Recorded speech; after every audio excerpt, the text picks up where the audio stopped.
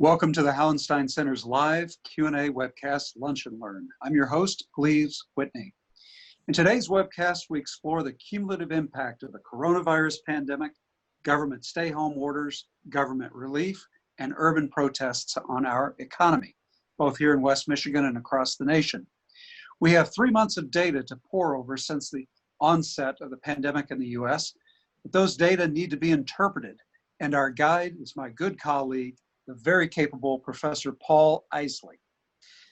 Paul teaches economics and is one of the 2 associate deans in the Seidman College of Business at Grand Valley State University. And more tellingly, he has been dubbed the economics guru of West Michigan. My conversation with the guru will go 35 minutes or so, followed by questions from our viewers. So feel free to begin sending your questions to us right away using your Zoom toolbar to do so. Thank you for joining me on today's webcast, Paul.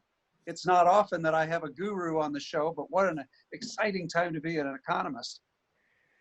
Yeah, we're seeing things in the economy that no one has ever seen before. So we're going to have fun exploring that. Well, the data came out just a few days ago, Paul, showing that Michigan's May unemployment rate was 3rd highest in the nation at 21.2%.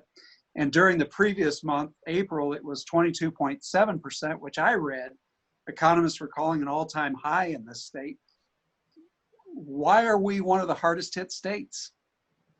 Well, the reason we're one of the hardest hit states is really because of the size of the shutdown orders that we had here in Michigan. And that was a direct effect of the damage being done to the healthcare system in the Detroit area that required a more drastic action here than it required in other states. So what we saw was we were one of only 5 states in the entire United States that turned off construction. We turned off almost everything in the state in order to try and bring the virus under control. And in doing so, it really brought spending to a grinding halt. Well, let's rewind the tape just a little bit. How strong was our West Michigan economy, relatively speaking, before the pandemic really hits? So let's go back to, say, late February and early March, and before it begins progressively spreading. Well, what we saw as we were exiting 2019 is that we had gotten ourselves into a shallow manufacturing recession already by that point in time. It hadn't spread to the rest of the economy, but we were already seeing manufacturing slow down. And as we started the beginning of this year, it started to be hurt by the supply chain problems of the coronavirus in China. So that manufacturing side was already slow, already giving us some problems as we were entering the year. The service side and the retail side was still going strong. And there was a lot of strength and a lot of income being generated as we started the year. Okay, so summarize for us, please, which sectors were hurt the worst and which came through pretty strongly thus far? Okay, so what we saw, not surprisingly for Michigan, the places that were hurt the worst were retail, going out to eat places, bars, and bars will be the ones that fare the worst as we go forward. In Michigan. Outside of Michigan, it was the travel industry, but it's such a small part of the overall West Michigan economy, it doesn't show up. But that area really got hurt. And then what we started to see was manufacturing began to shut down, and we started to see healthcare get into a huge amount of problems. So if you look at the unemployment numbers, healthcare is actually one of the larger players in the unemployment numbers in Michigan. And that's because if you weren't dealing with the COVID virus, you were unemployed. So if you were cleaning teeth, if you were doing x-rays for things that didn't result to COVID, doing hip replacements, all of those things came to a halt and those people became unemployed. So as we've come out, that healthcare sector is coming back very quickly. The manufacturing sector is coming back very quickly. The construction type industries are. And what we're seeing are the restaurants and those types of places are still struggling a little bit. because it's hard to convince people to go out to eat. And even if you do, there's not as many chairs as there used to be. So what you're saying, it sounds as if we have a chance of having a good summer yet. People will be really coming back into the marketplace. Confidence is going to go up. This is assuming we don't have another terrible wave of the pandemic. Now let's talk about, oh, I'm sorry, Paul, what were you going to say?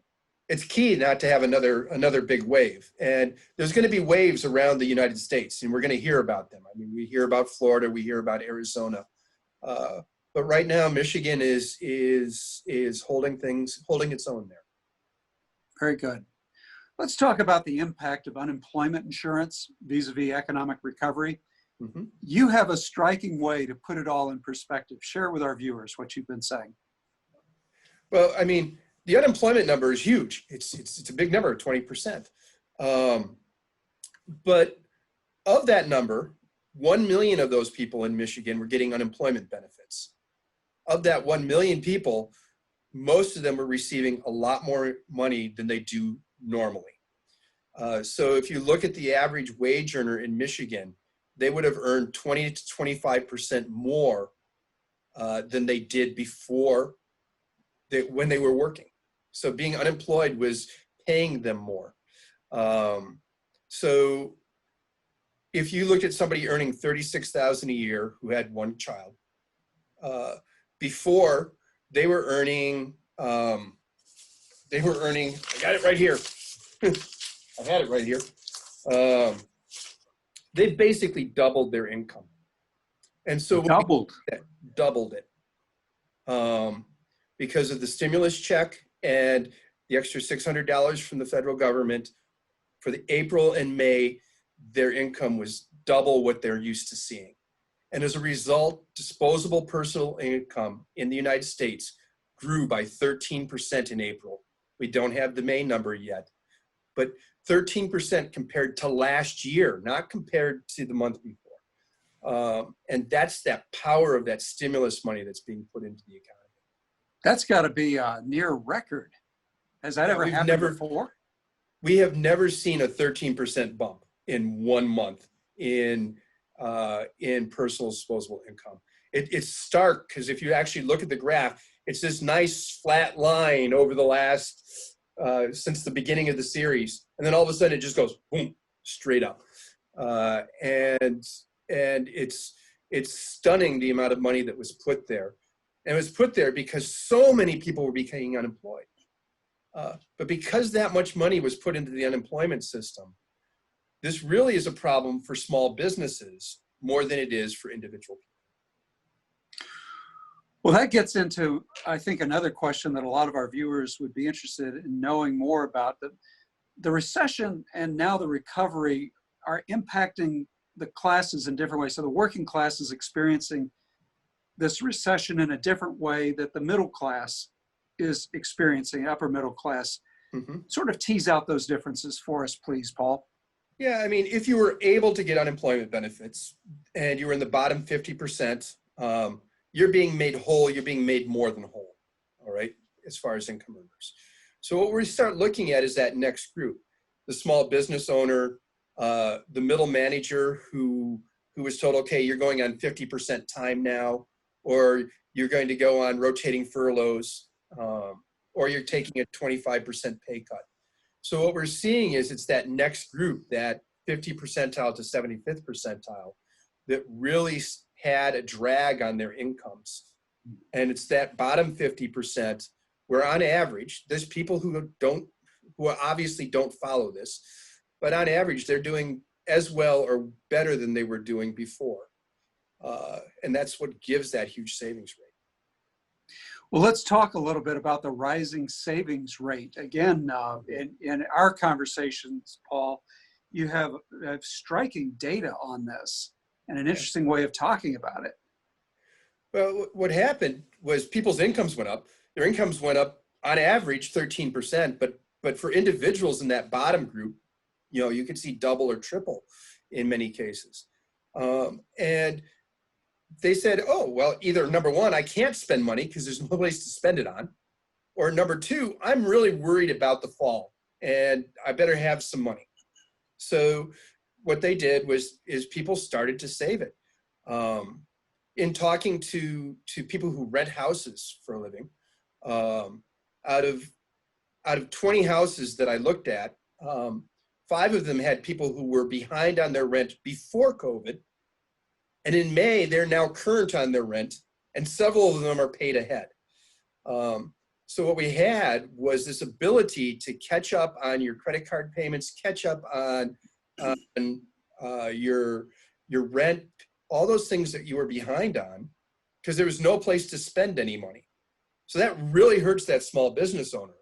But for the individual, it means that you're going to come out of this with sort of a clean start, as long as the economy is restarted. We're dumping all of this starter fluid into the economy right now. And if the unemployment is still high at the end of July, it'll all have been wasted because the economy won't restart. So that's what we're really looking at right now. But if you have a whole class of people who on average are making more money staying out of the workforce, then isn't it going to be almost impossible to gin up the economy to its capacity, because employers are going to have such a tough time bringing them out of unemployment where they're getting, an adequate income to come back to work? Well, that adequate income ends at the end of July, when that extra $600 a month disappears. Depending on what the next stimulus plan may or may not look like, there'll be a lot of incentive as we start going into July to make sure that you have your bases covered with a job, so that as you exit July, you still have an income. So it's slowed down our ability to do things right now. And that was by design. The people who did this designed this unemployment program to convince people to not go back to work, so that they would stay at home and keep the virus from spreading. And so it was designed to do that. Now, as we're trying to restart the economy, that design is working against us. Yeah, and Paul, you're talking about a lot of things. It's clear that we've been in uncharted territory. Now, you crunch a lot of numbers. I'm just curious, from your personal professional viewpoint, what's the most surprising thing to you as an economist watching us trying to recover? I think the most surprising thing to me is that it isn't worse than it was. I mean, April was a disaster. April is probably the worst month ever in the US history as far as the economy goes, certainly in the 20th and 21st centuries. So it was a disaster of a month. But to see the back in May, where our retail sales were only 6% below the year before, and picking up as the month went along, to see automobile sales in April be at their record low since the data was kept, since data started on this series in the mid-70s. We'd never sold fewer cars in a month than we did in April. So that was around 9 million units, to above 12 million units the next annualized rate the next month. To see that change is stunning. And a lot of that has to do with that tremendously large stimulus package that we put in at the front side of this. A few minutes ago, you were talking about small businesses and how they're having to take it on the chin right now. Do you have a measure for what percentage of small businesses, and please define small business, I can't technically define the term, but what percentage of our small businesses will have to permanently shutter? All right, well, there's a lot of different definitions of small businesses, and they range anywhere from 1 to 500 people. I'm not really thinking about those 500 people ones. If you're large enough to be able to access capital markets, chances are you're going to make it through this, okay? But what we can see is that we've had more Chapter 11 filings in Michigan, in the west side of Michigan, in June than we did the 3 previous years combined, all right? A lot of that was Hopcat. Barfly Ventures was broken into many different parts. So when they declared bankruptcy, they had several bankruptcy slots that were going But even adjusting for that, it's been a lot of reorganization time. So people have been trying to get a finger on that, and it's still too early to perfectly tell. We knew that each first of the month that you made before businesses restarted, the more you'd lose. So we made it almost 3 full months before restaurants were able to restart in a way that would generate more income. The industry surveyed their folks, and many other business organizations have surveyed folks, and we keep getting numbers somewhere between 10 and 20% failing. We've heard as much as 30%, but that's too much. And we've heard as low as 5%, but that's too little. So somewhere between 10 and 20% of restaurants, bars, and small retail will go out of business during this time. And of course, that's what puts legs on this recession. Those businesses not being there to rehire is what causes the backside of this recession to go longer than we'd like. All right. And of course, we've had these historically unprecedented spending bills. And all in all, how would you measure their effectiveness? I mean, when will we be in a place, Paul, where we can look back at the depths of this recession, especially in April, which you pointed out is probably all-time low for this country, but all-time spending from government at the same time to try to buoy up our businesses. When can we say whether these spending measures were successful or not? How many months of data do we need? Well, we can already say the short term they've been effective, because we've already brought us from what was looking like the Great Depression of the 1930s to a moderate recession in 1 month. What we're going to have to do is wait until the fall, because these measures, most of them end as we go through the end of summer. And so the key will be how fast the economy restarts as we get done with this.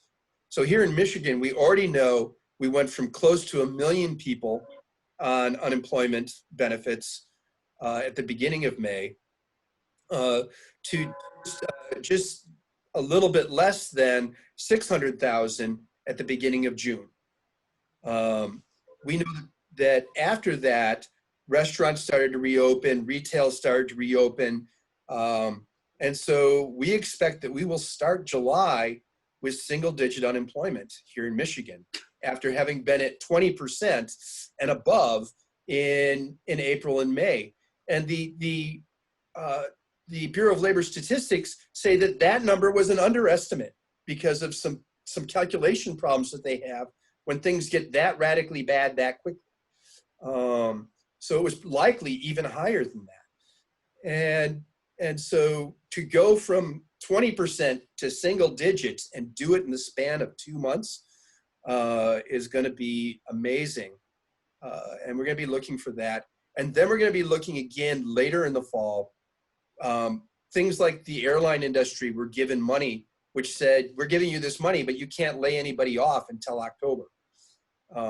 Well, airlines aren't going to be back to anywhere near their load factor that they were in February when they reach October.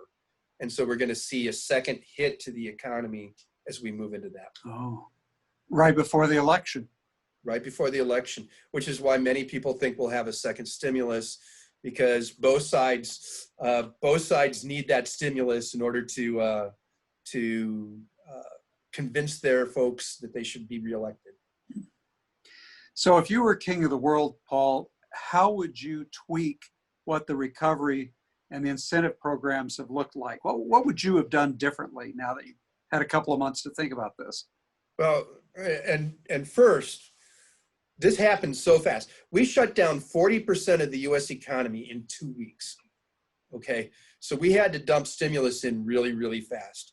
And there is no way at the beginning of that you can design a stimulus package that's perfect. There's absolutely no way. You just got to throw a ton of money in and realize that some people aren't going to get it that should have gotten it, and some people are going to get it who shouldn't have gotten it. But you need to do that to save the entire economy. So first of all, getting a big package, getting it done quickly, getting it done in a bipartisan way, really fast as we were entering April was really, really important, and they did that. So now we have to be thinking about some of the interactions that happen. We know that it's businesses that were really small had a lot of things. Businesses that were in here had a lot of things. There's a gap there. Businesses between about 40 and 150 employees didn't get the types of things they needed to stay alive. And they don't have access to capital markets. So we need to deal with that. A lot of this money came out of the states. And so if we don't want the states to really be ramping back on things like education and programs and other types of things, there's going to need to be something to support the states. And other than that, we're going to see austerity at the state level while we see this expansionary stuff at the federal level. And that's going to get us out of whack. So I think those are the things we're looking at. Well, this actually segues to something I've been dying to ask you, and that's, since we're borrowing from the future, from our children's future earnings, Paul, why doesn't debt seem to bother anybody anymore in either party? Yeah, well, the number one, debt matters, but it matters differently than most people think it does. Okay. Because a national debt is a lot differently than an individual debt. The U.S. economy doesn't have to save money for retirement because it's not going to earn money at some point. It's going to grow for as long as it grows. And if the U.S. stops existing, then it doesn't have any debt anymore. So what we do know is debt that's used to buy something that makes things better in the future is good debt. So as an individual, when you buy a house, if you buy a house within your correct range, it's considered a good debt, because you're purchasing something that increases in value, that it's not living beyond your means. But if you use debt in a credit card, that's a bad debt. And so now you're trying to extend your consumption beyond what you can. So short-term debt like this, where we dump a bunch of money in a short period of time, that's transitory, and we can deal with that. What's more problematic is that systemic debt that is growing in the United States and really comes to a head about 10 years from now, where we're going to have troubles handling all those things that we say that we want to purchase. We say we want Social Security. We say we want Medicare. We say we want Medicaid. If those are the things that we want, then we have to find ways to pay for them. We haven't done that as a society. We've been hearing a fancy new term bandied about, modern monetary theory, and would you please explain to lay people, viewers, and certainly me in this category, what is modern monetary theory, and how does it differ from old-fashioned Keynesian thinking and earlier, iterations of monetary theory? Yeah. Well, I mean, Keynes said you spend money during bad times and you roll back that government spending during good times and you flatten out the ups and downs. Okay. Monetary theory says what you do is you try and keep interest rates relatively in a consistent pattern, so that businesses know how to invest. And so therefore you grow faster. And so the bottoms in the future are higher than the peaks that we have now. So those are the two old components. The new component, the modern monetary theory, basically says, well, you don't have to worry about cutting back during the good times, because debt doesn't matter. It doesn't matter because it's printed in your own money. As long as people trust your currency, you can print as much as you want, and therefore you can pay all your debts with the money that you print, and it won't cause a problem. There are very few economists who believe that. And there's very, very little data to support that. What we know is that countries like the United States can borrow more than countries like Greece before we get into trouble, because of the strength of our overall industry, because of the fact that the rest of the world trusts our monetary system and is willing to lend us money at a low rate. but it doesn't give us unlimited borrowing power. And we will reach a point where it will cause increases in interest rates and slow down the growth in the economy more than the value of that debt. Well, we have lots of students here at Grand Valley, as you know, who they want to graduate job ready from day one. And one of the things I've learned from you, Paul, is you've pointed out how prior to the 1990s, when people lost their jobs during a recession, they often got the same job back when the recession ended. Beginning in the 1990s, a different pattern emerges, and that's because jobs lost during the recession didn't exist when the recession was over, and it took people longer to get back into the workforce.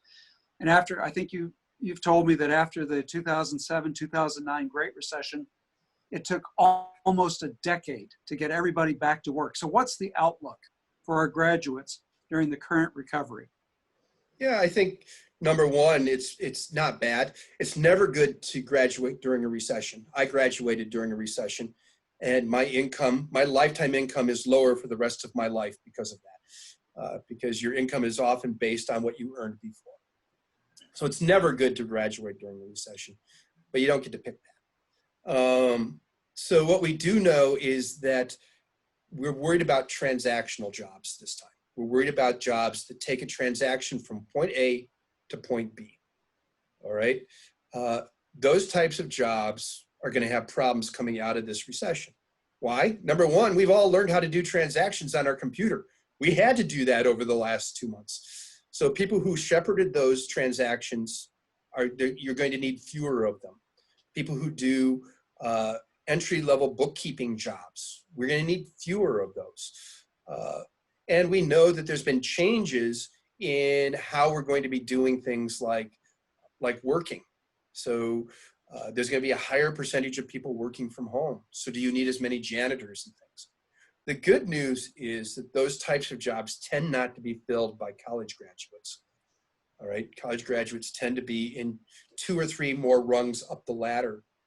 And so right now, that's really good news for them, and probably means as we go into next summer, they're going to have a lot of good opportunities.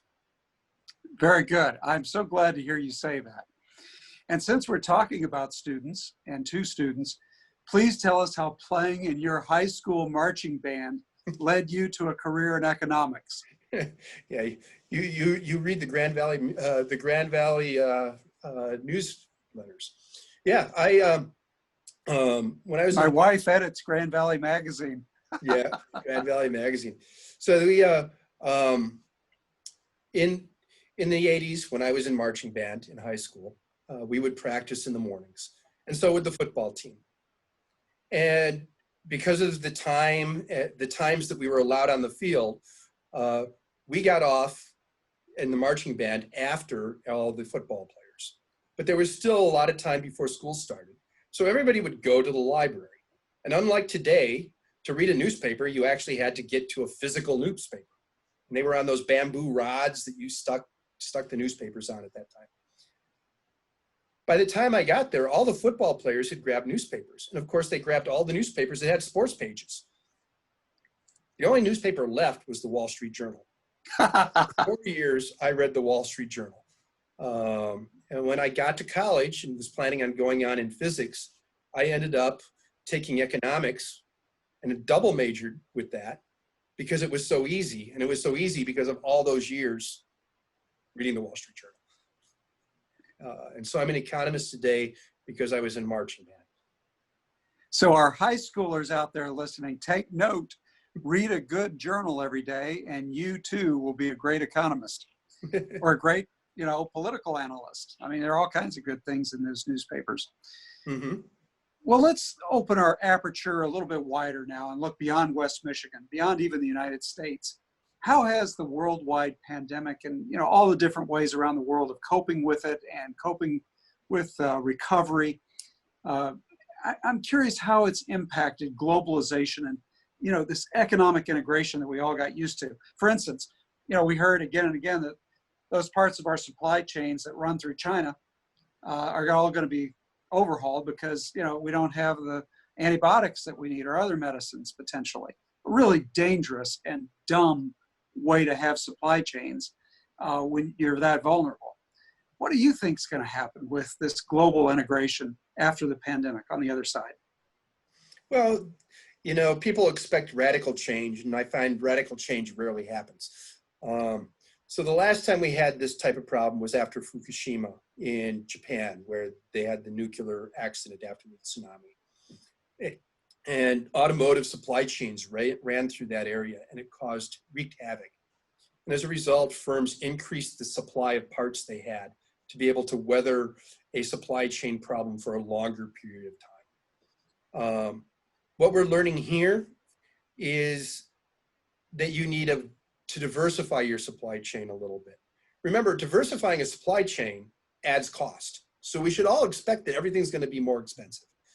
But what it means is that instead of having all of your parts coming from one place, you need to have them coming from 2, 3, or 4 places, if you can. And if you can't, then you have to have them someplace close to you so that you can control them. So there's going to be a radical change, but I think that radical change, there's been a lot of hope that that's going to cause a lot of onshoring. It will cause some onshoring, where they bring some of the supply chain back to the United States. But it's more likely to say, we're going to leave a little bit in China, we're going to add some in India, and we're going to put some in Germany. And we'll put a little bit in the United States. And that way, if there's a problem someplace in the world, the chances that all of those get taken out is very little. I think that's the lesson that's being learned, is what I see happening right now. So I think, but it's also reinforced those political nationalist components, because we've been able to lock down and say, the problem is the rest of the world, we need to lock down. And we're seeing all over the world right now, these very nationalist runnings happening. And I'll be very curious to see how much legs those have over the next year. Because we need this global supply chain in order to generate the wealth that we have. Without it, if we tried to make everything here, the wealth that we have in the United States would be much less, and the poor people would be far worse off. So we need that world supply chain in order to keep that economy and that value of the U.S. economy high. Well, this is really interesting, because when you and I read Adam Smith, The Wealth of Nations, written in 1776, sure as part of your graduate education, it was part of mine.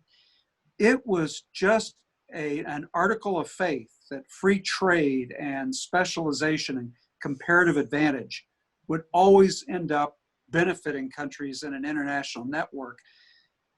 Is the pandemic beating that theory up? I don't think it's beating that theory up. It's showing what we've seen over the last few years is that a theory or that we know the comparative advantage generates more wealth. What we've worried about in recent times is this distribution of that wealth, some of the legal issues around that. And there's mechanisms that economists have talked about over 30 years that take within a particular country, there can be a winner and a loser, even though on average, you're always better off. There are policies you can do to handle that. And by and large, people hear the first part of Adam Smith and don't hear the second part. But you have to worry about that distribution of the component. And that's something that I think that more likely the Black Lives Matter will deal more with that than the pandemic will. No doubt. You and I also talked over the years about the Austrian economists, which would be, for our lay listeners, kind of an extreme libertarian viewpoint.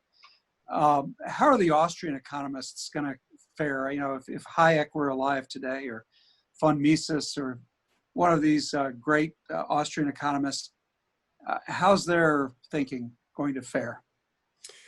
Well, anybody who believes in a single theory is already showing that they have faith.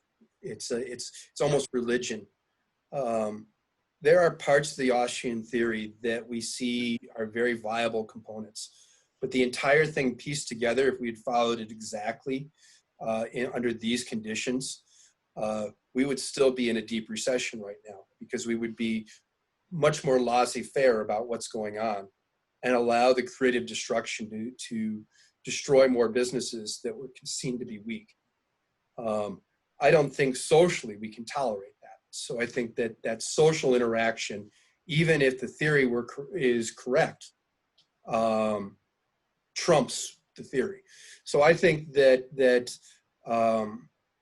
I think the political divide that we're seeing right now in the United States is probably going to continue to elevate that Austrian thought process, even after all this is done, despite those weaknesses.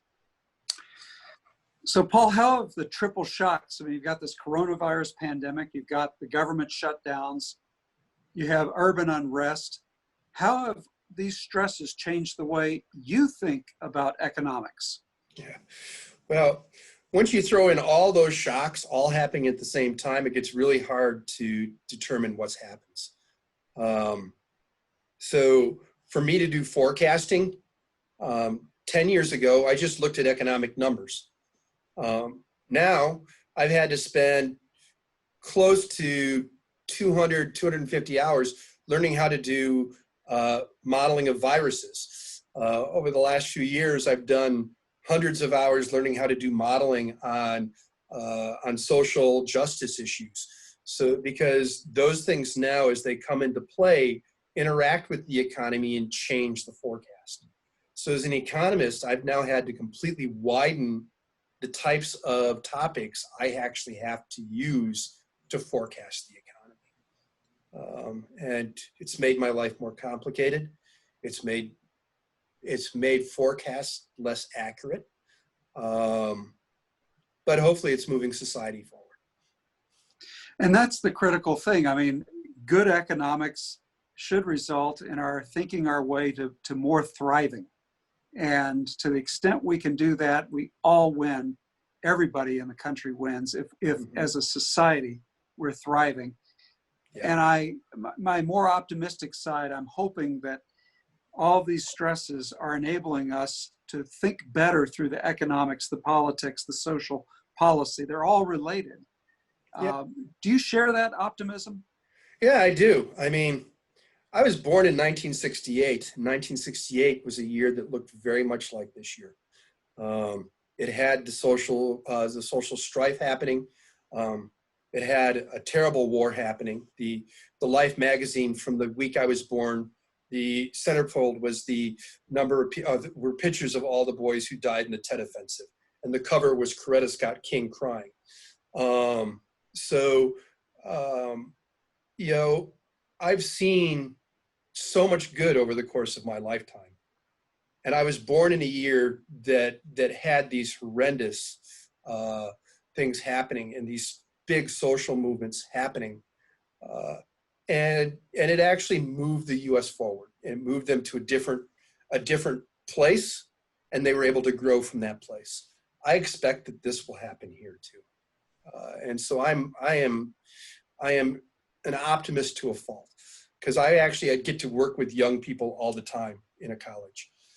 And despite the fact that I think that they have issues, I'm sure I did when I was that age as well, their innovation, their focus, their ability to see through problems always amazes me. And I know that they'll move it farther than I did in my lifetime. So you don't have a dismal personality to go with the dismal science. Yeah. I'm dismal because I say it like it is. And so basically Republicans and Democrats hate me because it's the economy I'm looking at. I'm not looking at it through a Republican lens or a Democrat's lens. Speaking of which, one of your interesting observations that I read about recently in the aforementioned interview, I think it was an interview in Grand Valley Magazine, as a matter of fact. You observed that during the first years of the Trump presidency, the economic growth of red counties around the United States was ahead of that of blue counties. And you explained that people in red counties were more optimistic than those in blue counties, who tended to be more pessimistic. And the blue county consumption and investment were correspondingly lower, even more depressed. You've also observed that with some of the progressive candidates proposing far-reaching changes to our system, that people might be fearing the unintended consequences that could come out of upending some of the systems we've known. So much is up in the air. So would you like to venture a prediction on how much the economy will influence citizens when they cast their ballots this fall for president and Congress and about 33 senators? Oh, all you have is the past to look at on this. And we certainly have lots of other drivers that may knock the economy out of the driver's seat, but it's always been the economy that drives this. In fact, when I was asked who's going to win the election in March of the election year last time, when Trump was elected, I said, well, whoever the Republican candidate is, because that's what the economic model says. And in fact, that's what happened. Interesting. Whose model did you use for that prediction?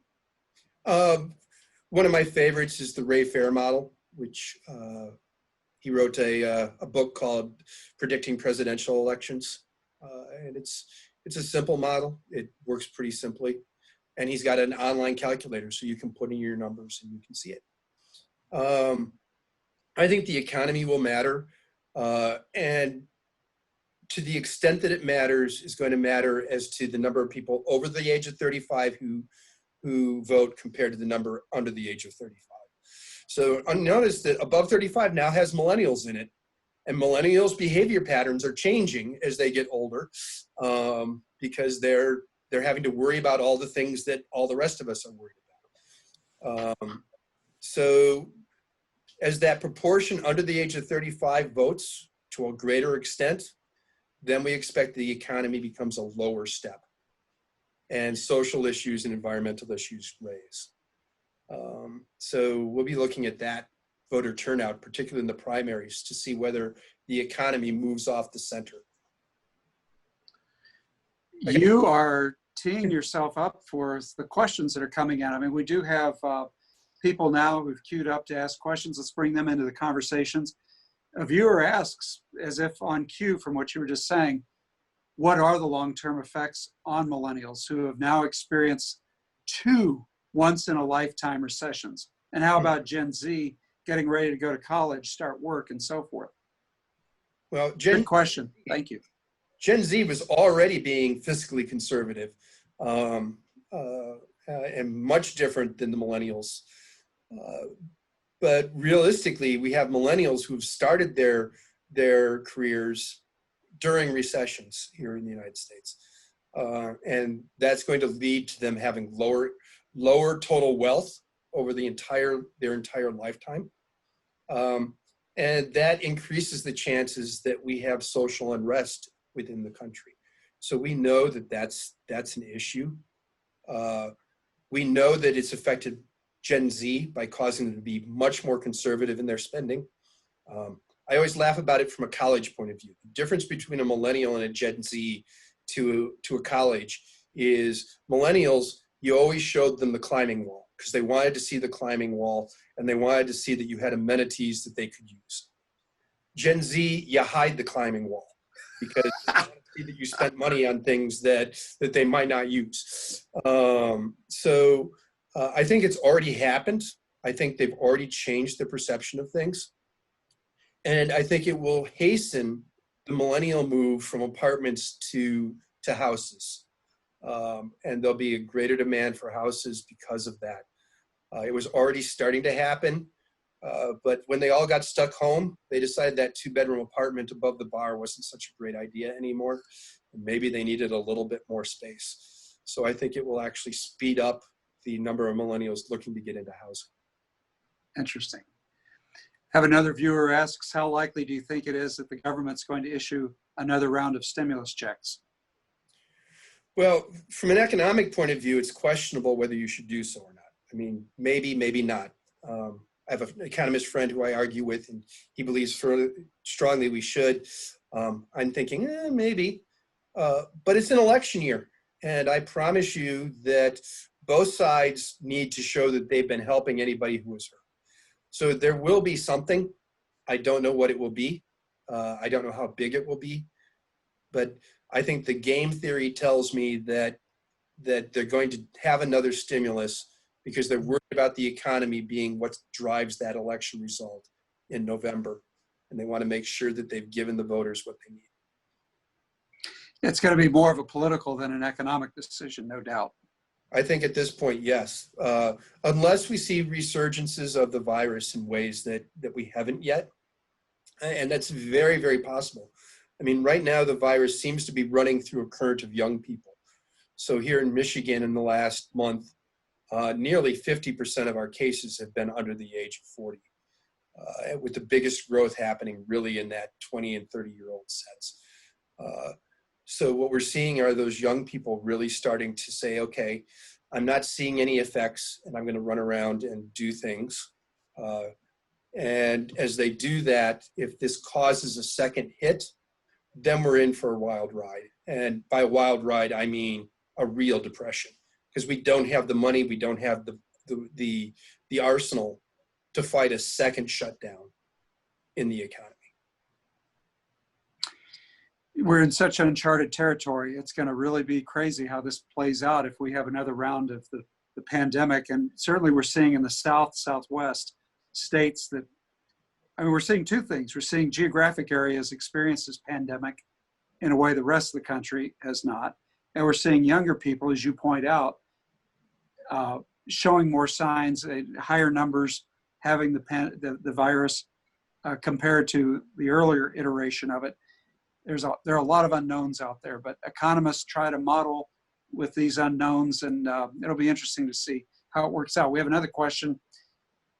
Do you predict that this recession and other stresses will have a great impact on the cost of education? Good question. Here we are on a college campus.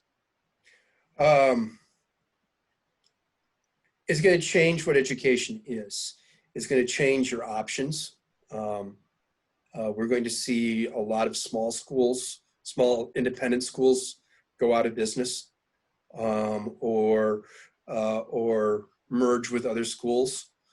You're going to see small liberal arts schools say, hey, maybe I need a professional program. We've seen that already with Calvin College, who's adding a business school, I think, if I remember correctly. You know, you're going to see more variety in the delivery methods that universities provide. Less competition, more variety in delivery methods, and a higher premium on skills needed by those who are employing people, I think will not result in big decreases in the cost of education. What will change is the value of the degree. So what we're seeing is that people aren't seeing the value in that 120 credits. They're saying, really what I need are these 15 credits at this point in my life, and this 15 credits at this point in my life, and this 10 credits over here to fulfill these other things. And so I think what you'll see are the chunks of school broken up into smaller pieces, and that you can take them at different points in your life, so it won't be such a burden at one moment in your life as it is right now. So they'll bundle courses together, and I guess the terminology is then you stack the bundles, and that's how you build a portfolio of your training to present in the marketplace. Right. That presumably then would have a value that clarifies exactly what the student can do. And so it's a great communication tool for the students. Of course, I'm a liberal arts guy. I hope that the liberal arts do not suffer in this process. I mean, one of the things that we know about education is everybody says teach critical thinking. There's no way to teach critical thinking. What you have to do is teach a bunch of different things, and the critical thinking evolves around that. And so without doing that, and the way we've done it at places like Grand Valley is through that liberal education, liberal arts education, where we expose people to a variety of points of view, and that causes them to then have to think about those things, and it generates that critical thinking that they can then use. So if we compartmentalize things too small, then yes, that will become a problem. But if students aren't doing what employers want, then we'll have to adjust that again. A viewer asks, how does leadership have a role in economics? How does leadership have a role in economics? You know, what we do know about economics is uncertainty is far worse than a bad plan. All right, let me say that again. Uncertainty is far worse than a bad plan. What you need is leaders who point the way and help us understand what our goals are, what we need to be working towards, and create not consensus, because you're not going to create consensus in the United States, but you create an understanding of why we're moving in a direction that we're moving. Then businesses know how to invest, consumers know how to purchase, and it greases that economic engine. So we need our leaders to help cut through the uncertainty by providing a direction for us. If you don't have that and you have uncertainty building on uncertainty, the reaction is, I'm going to hold on to my wealth right now because I don't know what's going to happen, and the economy slows down. So it's really, really important to have good leadership, and good leadership that communicates why we're moving in a direction that we are. Because sometimes that direction is not going to be what I want as an individual.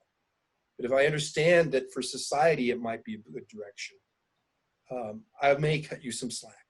So I think that's hard for a leader to do. And it means a leader has to move away from using polls. They have to move toward, because if you're using polls, you now create uncertainty, because depending on what the poll is, you're jumping around and you're changing your policy.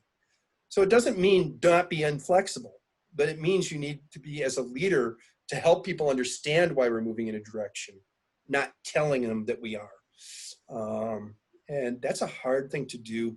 And in my personal opinion, it's been decades since I've seen it at the federal level. So Our best leaders do not need a poll to know what the right thing to do is, that's for sure. That was a great assortment of questions that you just fielded from our viewers. Is there anything else you would like to touch on before we wrap up? I don't think there's anything I really need to touch on. Right now, it really looks like we're going to end, you get into the middle of summer, and we're going to be back at what's called a mid-level recession.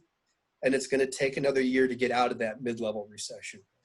So don't look at unemployment numbers for the next 2 months, because those are going to be looking at the past. We're already well past what they're going to be telling you. So don't look at them. Don't listen to them.